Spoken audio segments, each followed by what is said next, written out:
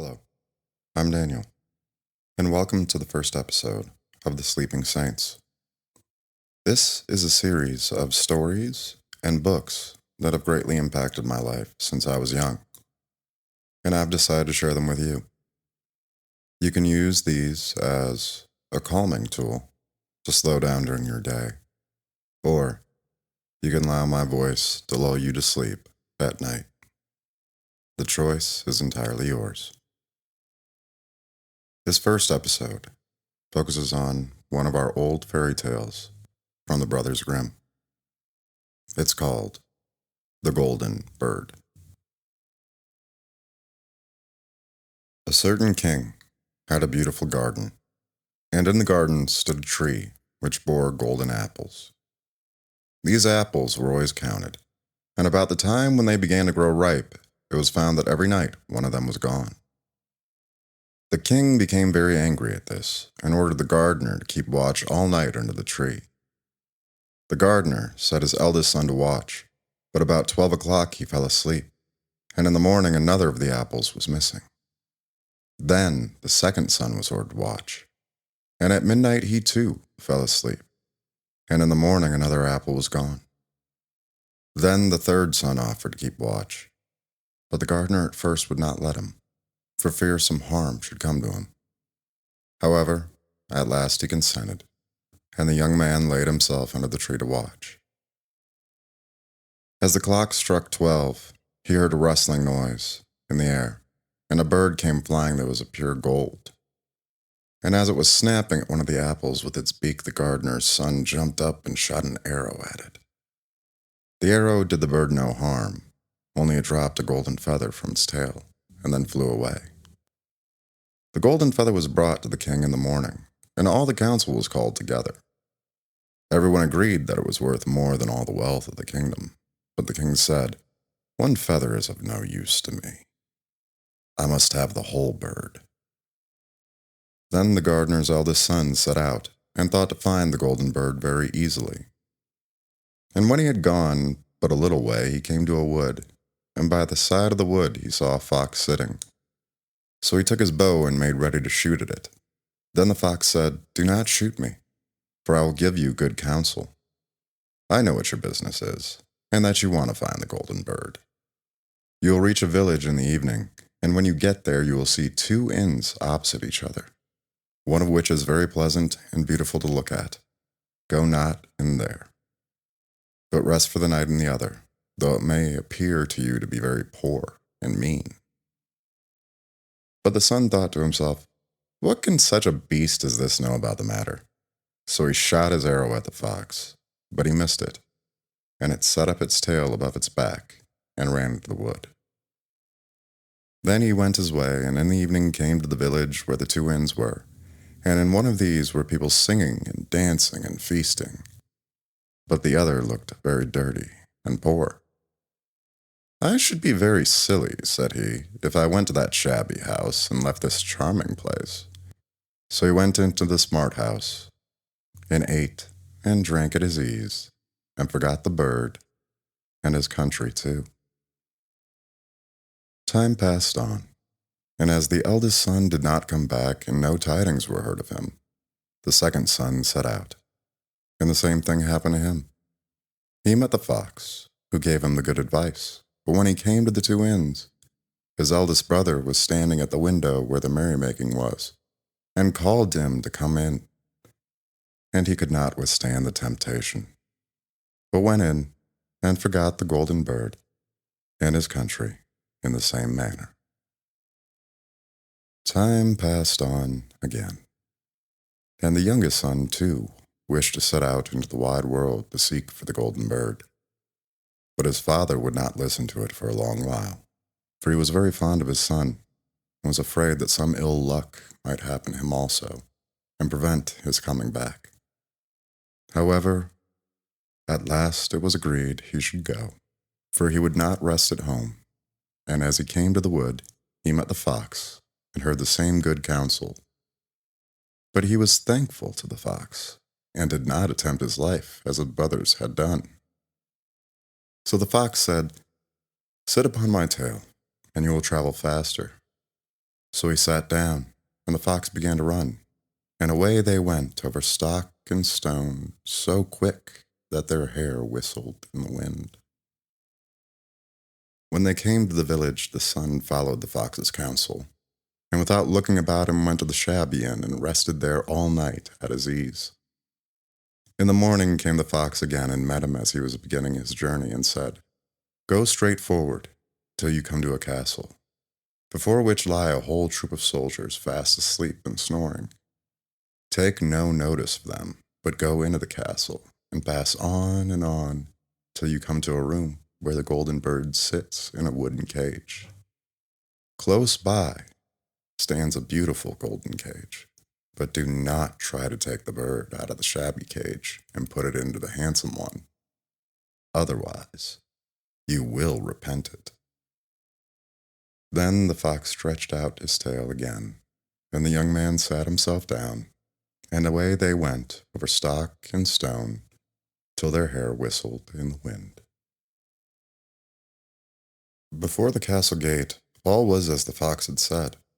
So the son went in and found the chamber where the golden bird hung in a wooden cage, and below stood the golden cage, and the 3 golden apples that had been lost were lying close by it. Then thought he to himself, "It will be a very droll thing to bring away such a fine bird in this shabby cage." So he opened the door and took hold of it, and put it into the golden cage. But the bird set up such a loud scream that all the soldiers awoke, and they took him prisoner and carried him before the king. The next morning, the court sat to judge him, and when all was heard, it sentenced him to die, unless he should bring the king the golden horse, which could run as swiftly as the wind. And if he did this, he was to have the golden bird given him for his own. So he set out once more on his journey, sighing and in great despair, when on a sudden his friend, the fox, met him, and said, "You see now what has happened on account of your not listening to my counsel. I will still, however, tell you how to find the golden horse, if you will do as I bid you. You must go straight on till you come to the castle where the horse stands in his stall. By his side will lie the groom fast asleep and snoring. Take away the horse quietly, but be sure to put the old leathern saddle upon him, and not the golden one that is close by it." Then the son sat down on the fox's tail, and away they went over stock and stone, till their hair whistled in the wind. All went right, and the groom lay snoring with his hand upon the golden saddle. But when the son looked at the horse, he thought it a great pity to put the leathern saddle upon it. "I will give him the good one," said he. "I am sure he deserves it." As he took up the golden saddle, the groom awoke and cried out so loud that all the guards ran in and took him prisoner.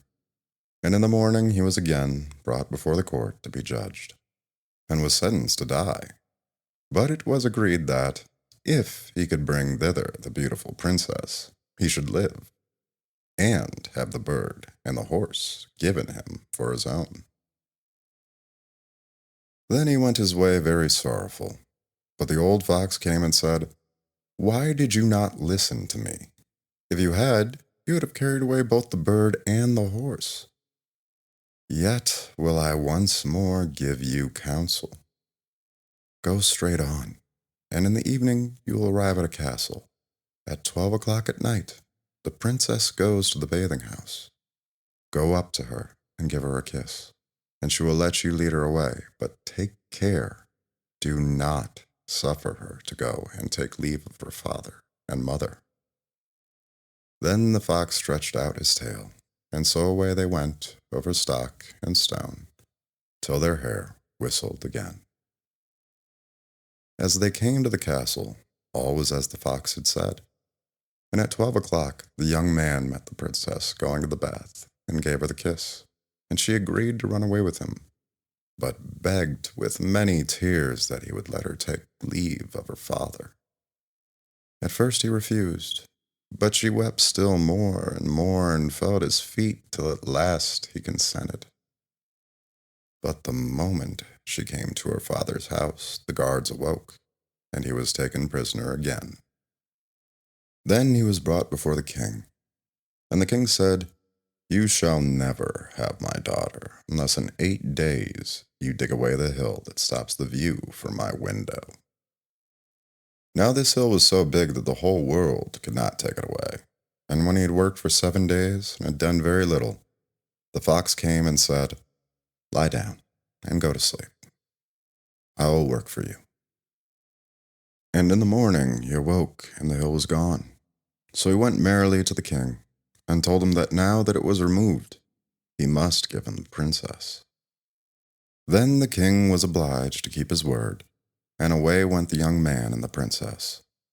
And the fox came and said to him, "We will have all three, the princess, the horse, and the bird." "Ah," said the young man, "that would be a great thing, but how can you contrive it?" "If you will only listen," said the fox, "it can be done. When you come to the king, and he asks for the beautiful princess, you must say, 'Here she is.' Then he will be very joyful, and you will mount the golden horse that they are to give you, and put out your hand to take leave of them. But shake hands with the princess last. Then lift her quickly onto the horse behind you, clap your spurs to his side, and gallop away as fast as you can." All went right. Then the fox said, "When you come to the castle where the bird is, I will stay with the princess at the door, and you will ride in and speak to the king. And when he sees that it is the right horse, he will bring out the bird. But you must sit still and say that you want to look at it, to see whether it is the true golden bird. And when you get it into your hand, ride away." This, too, happened as the fox had said. They carried off the bird, the princess mounted again, and they rode on to a great wood. Then the fox came and said, "Pray kill me, and cut off my head and my feet." But the young man refused to do it. So the fox said, "I will, at any rate, give you good counsel. Beware of two things. Ransom no one from the gallows, and sit down by the side of no river." Then away he went. Well, thought the young man, it is no hard matter to keep that advice. He rode on with the princess till at last he came to the village where he had left his two brothers. And there he heard a great noise and uproar. And when he asked what was the matter, the people said, "Two men are going to be hanged." And as he came nearer, he saw that the two men were his brothers, who had turned robbers. So he said, "Cannot they in any way be saved?" But the people said no, unless he would bestow all his money upon the rascals and buy their liberty. Then he did not stay to think about the matter, but paid what was asked, and his brothers were given up, and went on with him towards their home. And as they came to the wood where the fox first met them, it was so cool and pleasant that the two brothers said, "Let us sit down by the side of the river, and rest a while to eat and drink." So he said yes, and forgot the fox's counsel, and sat down on the side of the river. And while he suspected nothing, they came behind him, and threw him down the bank, and took the princess, the horse, and the bird, and went home to the king their master, and said, "All this have we won by our labor." Then there was great rejoicing made, but the horse would not eat, the bird would not sing, and the princess wept. The youngest son fell to the bottom of the river's bed. Luckily it was nearly dry, but his bones were almost broken, and the bank was so steep they could find no way to get out. Then the old fox came once more, and scolded him for not following his advice. Otherwise no evil would have befallen him. "Yet," said he, "I cannot leave you here. So lay hold of my tail and hold fast." Then he pulled him out of the river and said to him as he got upon the bank, "Your brothers have set watch to kill you if they find you in the kingdom."